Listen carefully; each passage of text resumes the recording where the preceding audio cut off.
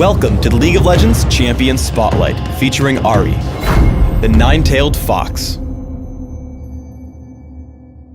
Ahri is a mobile mage assassin. Utilizing skill shots, dashes, and clever positioning, Ahri excels at taking out single targets and disrupting the enemy team. Ahri's passive is Soul Eater. Every time one of her spells hits an enemy, she gains stacks of Soul Eater. Once it reaches its cap, her next spell will enjoy significantly increased spell vamp. Orb of Deception fires out Ahri's orb and then pulls it back, dealing magic damage on the way out and true damage on the way back. I take Orb of Deception at level 1 and max it by level 9. Foxfire creates 3 orbiting flames around Ahri. These flames then seek out and damage any nearby enemies who wander too close. Single targets can be hit multiple times, but extra hits deal reduced damage. I take Foxfire at level 4 and max it last. Charm sends out a skill shot nuke that damages and charms the first enemy it hits. Charmed enemies are slowed and walk toward Ahri for a short time. I take Charm at level 2 and max it by level 13. Ahri's ultimate is Spirit Rush. When activated, Ahri dashes toward the cursor and damages 3 nearby enemies.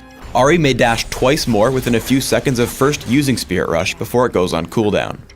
In early laning, I make sure to count the charges on Soul Eater. Once I've capped it out, I use Orb of Deception to hit as large of a minion wave as possible, returning the most health I can. After learning Spirit Rush, I head to gank other lanes. I make the mistake of leading with Charm instead of waiting for a clear shot. However, I Spirit Rush over the wall and then dash away from his turret in case I get locked up inside turret range. Yorick and I take him down and then Skarner appears. I tag him with Orb of Deception and activate Foxfire, walk on top of him, and take him down before retreating with Yorick. As my team sieges the middle turret, I try to poke as much as possible with skill shots. Landing Charm means I get Orb of Deception without any dodging. Again, I keep track of Soul Eater stacks, using Foxfire to trigger the spell vamp for Orb of Deception. Spirit Rush comes back from cooldown and Annie is out of position. I activate Foxfire, Spirit Rush over, fire off Charm, and then immediately Orb of Deception. I use my 2 remaining charges of Spirit Rush to escape Singed. Ahri excels at catching opponents off guard. Here Malzahar is attempting to defend his base, but a quick Spirit Rush into Charm locks him up. I follow with Foxfire into Spirit Rush and a point-blank Orb of Deception for the kill. With my final charge of Spirit Rush, I escape from underneath the turret. Once everyone gets together for the fight, I try to keep my distance and just dish out damage with my basic spells until I notice an opening. Once Lux gets low, I charge in with Spirit Rush twice, turning back to hit Singed and Skarner with Spirit Rush, Foxfire, and Charm. As Singed tries to escape, I flash for Orb of Deception, able to easily clean up Skarner in the resulting 4 vs 1 fight. Our opponents catch us near Baron.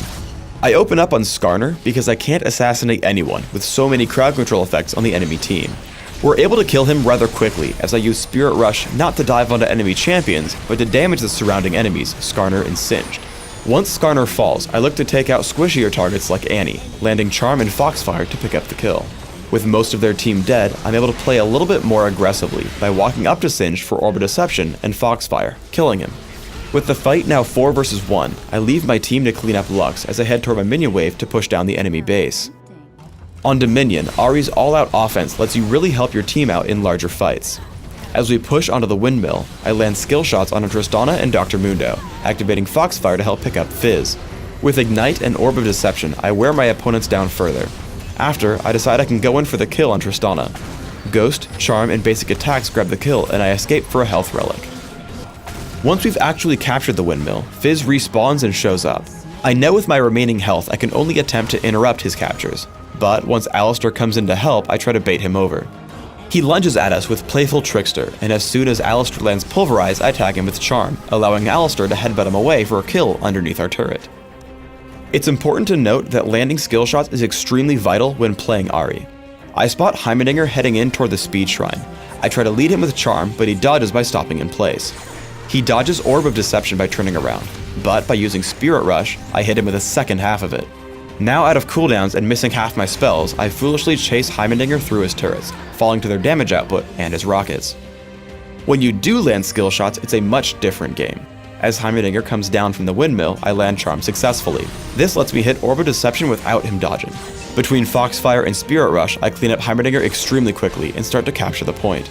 For runes, I take magic penetration marks, ability power per level seals, ability power per level glyphs, and flat ability power quintessences. This build is aimed at giving me the greatest possible magic damage at all stages of the game. My masteries are 2109, taking all the magic damage and ability power increasing masteries in offense, while taking bonus mana, mana regeneration, and increased neutral buff duration in utility. I take Ignite and Flash for summoner spells in Classic, subbing out Flash for Ghost in Dominion. In either case, I master all my summoner spells in their respective trees. In Classic, I open up with a Sapphire Crystal and 2 health potions. I upgrade quickly to Catalyst the Protector and grab Boots of Speed before upgrading further to Rod of Ages and Sorcerer's Shoes. I then start major ability power purchases through Rabadon's Deathcap, Will of the Ancients, and if required, Void Staff. I then buy a Lichbane and consider selling Rod of Ages for Rylith's Crystal Scepter. In Dominion, I take a similar build, but open with Prospector's Ring and Boots of Speed while skipping the Rod of Ages. I follow the same path as before, taking Rabadon's Deathcap, Will of the Ancients, and seeing if I need Void Staff to combat my opponent's magic resist. Like in Classic, I also take Lichbane and Rylith's Crystal Scepter. Thanks for tuning in to the Ahri Champion Spotlight. Please subscribe to the Riot Games YouTube channel above, and don't forget to thumbs us up just below the video.